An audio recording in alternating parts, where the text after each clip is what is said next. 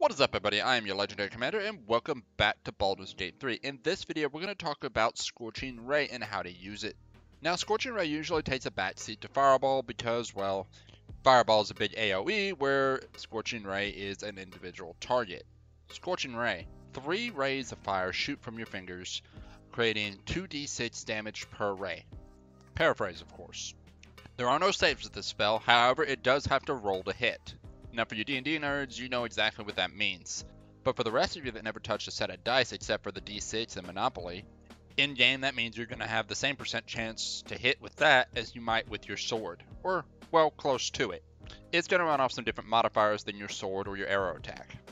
Like any spell, that means Scorching Ray has some shortfalls. This spell will receive penalties for being too close to an enemy when trying to hit it, or if you're threatened, it will affect you there as well. If an enemy casts Mirror Image, the Mirror Image will cause the Scorching Ray to basically almost miss. However, Scorching Ray does have one benefit up its sleeve. Scorching Ray when cast is 3 individual strikes, and if they all miss, they will hit the Mirror Images. All the Mirror Images are gone because Mirror Image only creates 3 Mirror Images. However, it is also 3 possibilities that it may hit the target.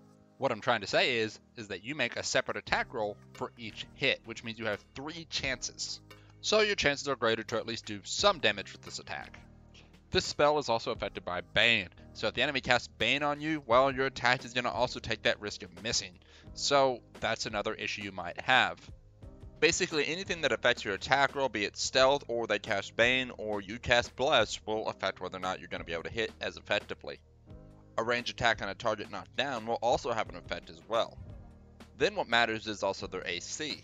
Basically anything that affects AC of a character, be they have a shield or they cast a spell, if they mess with their AC and increase their AC with this, your Scorching Ray is going to have less chance to hit. It also does take the risk if the enemy is immune to fire damage or resistant to it. Well, that's also a possibility. Most things aren't resistant to piercing or slashing, but magic always tends to have some sort of resistance somewhere in there if they're fiends or something like that. So be aware of that as well. But it's not all doom and gloom with Scorching Ray. Being 3 individual rays makes it very good for breaking concentration. Yes, if you have a spell like Shatter around, and you absolutely need to land that hit, well, Shatter would be the way to go. However, Scorching Ray has a likely chance it's going to hit anyway. Now the one thing I can't tell is whether or not they make 3 saving throws, or just 1. I do believe it's only 1 saving throw. I don't think the game considers making multiple saving throws. However, if you were playing D&D, each strike would cause an additional saving throw, meaning you were hit by 3, so make 3 saving throws. This presuming you had been struck by 3 hits.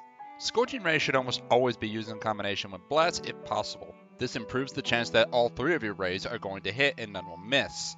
The beauty of Scorching Ray is that it actually, when casted to the same level as Fireball, does the exact same amount of D6 rolls. That's being 6 at level 2, and when casted at level 3 like Fireball, it does 8d6. The difference is, though, there is no save with this. This means as long as your rays hit, they do full damage the dice say. This is what makes it good for dumping into one target. As well, the higher you upcast this spell, the more gap that forms for individual targets between Fireball and Scorching Ray. Gaining 2d6 for every level upcast, well, Fireball only gains 1d6 per upcast. Scorching Ray is a lot like Magic Missile in this sense, as it's good for throwing all into one target, and then if you could spam it again, spam it again.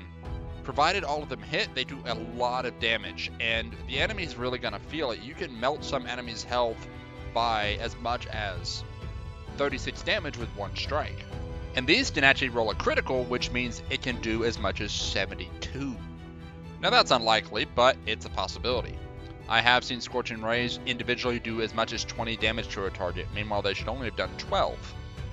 So dumping this spell quickly into an enemy you gotta kill quickly, this is not a bad idea. Just my biggest suggestion is cast Bless with it to make sure you hit. And while Scorching Ray isn't as accurate as Magic Missile, it's still pretty good for killing multiple targets if they have low health. And when I say low health, that means more than 5 now. More like they have a maximum of 12 health. You could possibly kill every one of your targets in an instant hit. And if it scores a critical, you could even score 24 damage, which again is rare, but still possible. So Scorching Ray is good for killing individual targets and killing multiple targets. It's not as versatile as Shatter, and when it deals with someone who has a very high AC, it struggles to hurt them. So there are some bad spells out there, but Scorching Ray is not one of them. It most certainly should never take a backseat to Fireball. Yes, Kami, I'm looking at you. But guys, that is all I have for Scorching Ray. I hope you all enjoyed this one. I hope you learned something. If you did, hit that like button. Don't forget to subscribe. Make sure to tell your friends. But y'all take care, and I'll catch you next time.